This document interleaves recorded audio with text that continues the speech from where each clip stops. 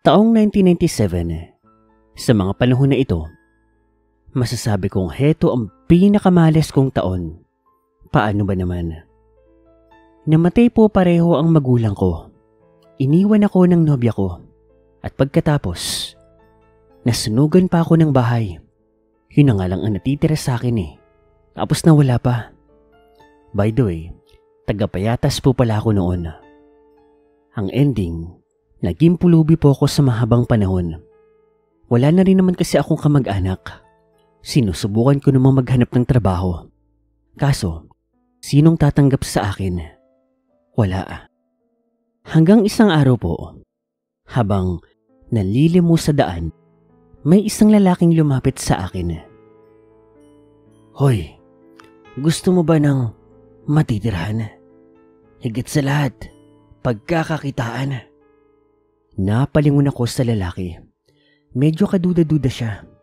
Pero, sino naman ako para tumanggi sa alok na yon? Walang pag-aatubili, para akong asong sumunod sa lalaki. Bit-bit ko ang mga natitirang gamit ko. Napakabaho ko noon, napakadumi ko. Pero, anong magagawa ko? Sir, saan niyo ba ako dadalhin? Totoo po ba ang sinabi ninyo? Mukha ba ako nagbibiro? Hindi naman po sir. Gusto ko lang po talagang makasiguro. Gusto ko pa po kasing mabuhay.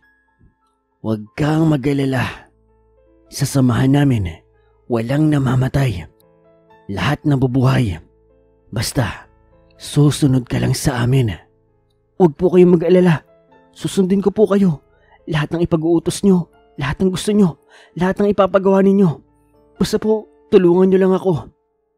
Yan ang gusto ko. Tama nga na ikaw ang napili ko.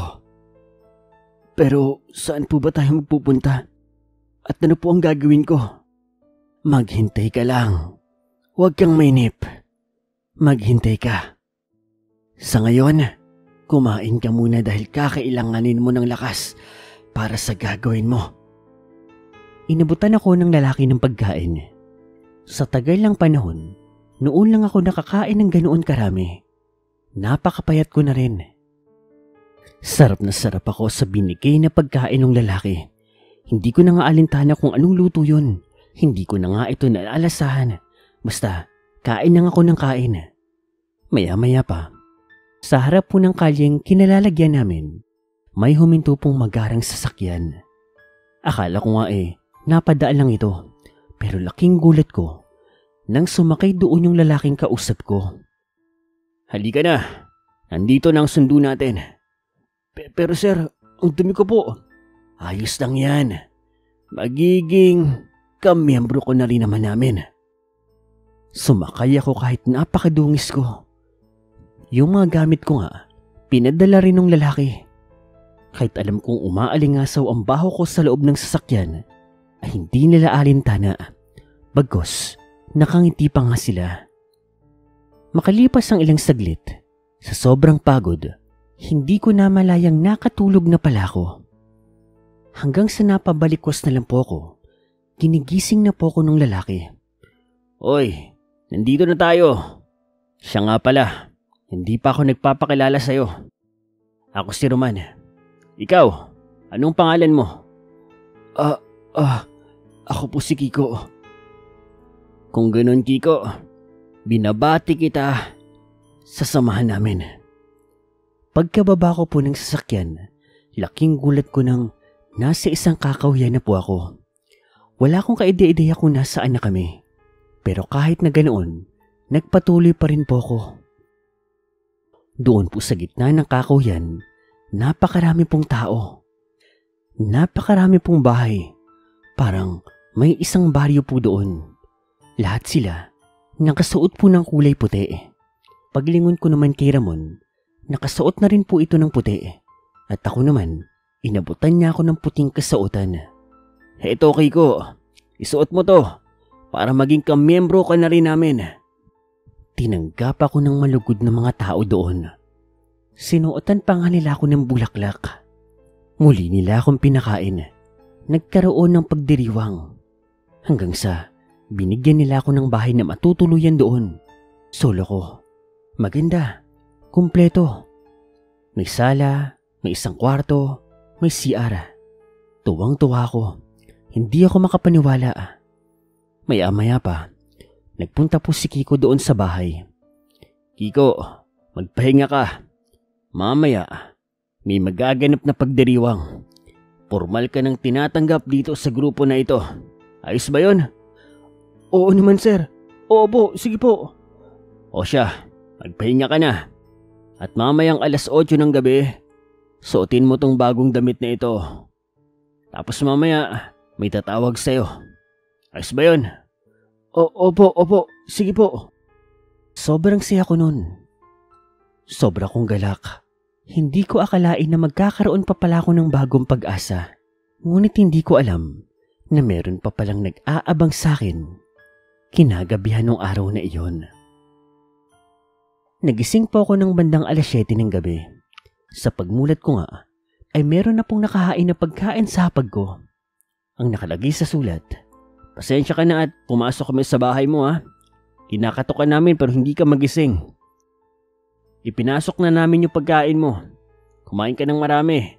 Pagsapit ng 8:00, nagsisimula na ang pagdiriwang. Kiko, tuwang-tuwa ko nun. Kung dati kasi, hirap na hirap ako sa pagkain. Pero doon, pagkain ang lumalapit sa akin. Ang sasarap pa, lechon manok, lechon baboy, maraming kanin. Ang dami kong nakain noon. Busog na busog ako. Pagkatapos po nun, naligo at sinuot ko na po yung damit na binigay sa akin ni Roman.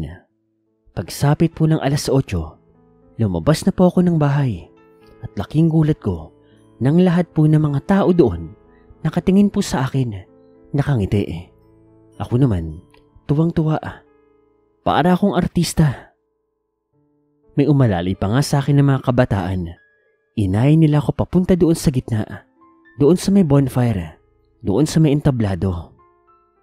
Nandito na si Kiko, ang bago nating miyembro. Nagpalakpakan ng mga tao sa pagbati ni Roman. Tuwang-tuwa naman ako sa mga sandaling yun. Pinaakyat niya ako sa may stage. At maya-maya pa, bigla silang tumahimik. Nagdasal. Ako naman, yumuko lang din. Ginaya ko ang ginagawa nila. Sa mga sandaling yun, nagsimula na ako mabirduhan sa mga taong yun. Kasi, kakaiba po yung lengguwahe ng dasal nila. Hindi Tagalog, hindi ata pang Pilipinong lengguwahe yun. Ngunit ganun pa man, nakibagay pa rin ako sa kanila. Maya-maya pa, may dinala po na isang dalagita sa entablado.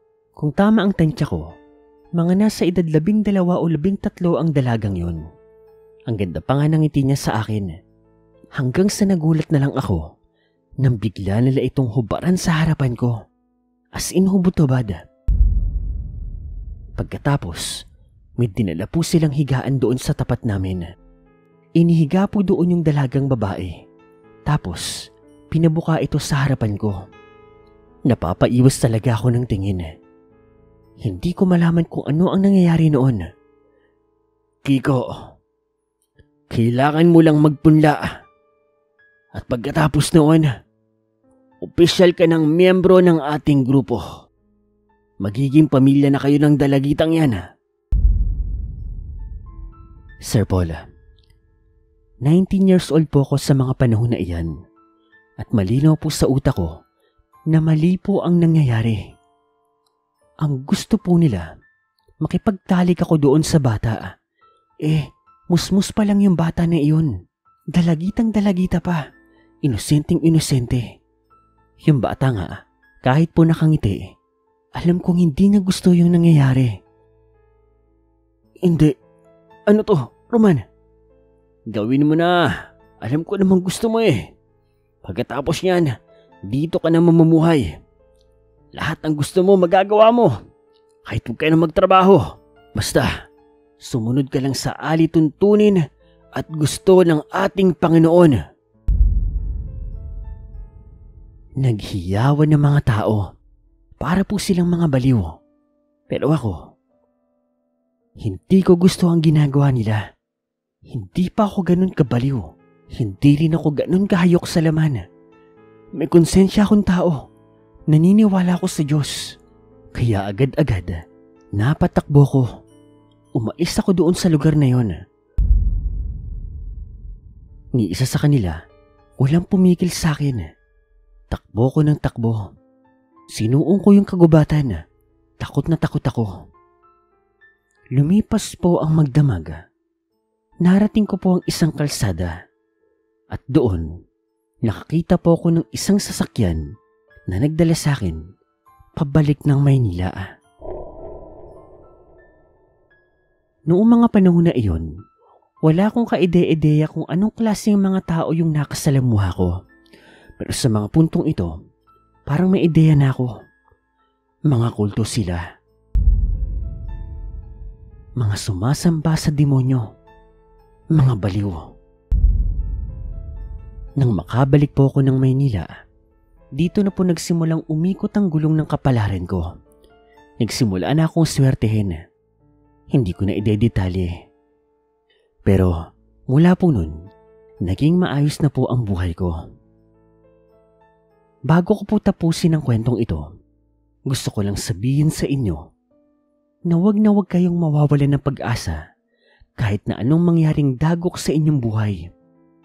Kahit na anong relihiyon, kahit sinong Panginoon, basta nasa tama. Huwag kayong mawawalan ng pananampalataya. Dahil kahit na anong mangyari, basta tama ka, nasa tuwid ka, mabuti ka, hindi ka pababayaan ng pinaniniwalaan mo.